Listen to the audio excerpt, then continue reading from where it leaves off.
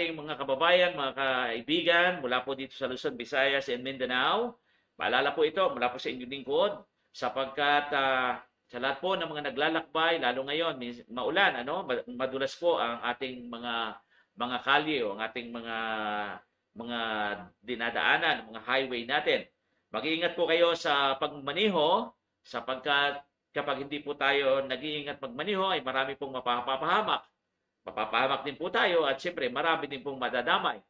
Lalo na po yung mga nagmumotor at medyo nakakainom po ng alak, kagaya nga kahapon, hindi ko lang po ipapakita na yung video, diyan sa Barangay Bilaran, ay itong pobreng nananakbo na nakakotse ay bigla na lang pong bumangga yung motor.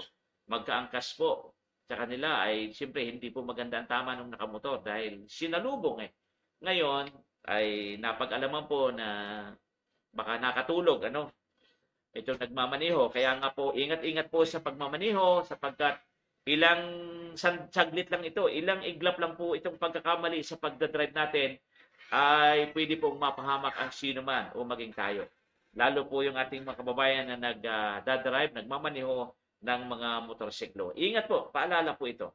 Sapagkat pag hindi po natin ito ginagawang mabuti ang pag-iingat, talaga pong napakahirap. Magkakaroon tayo ng malaking problema at baka pati buhay natin ay mapahamak.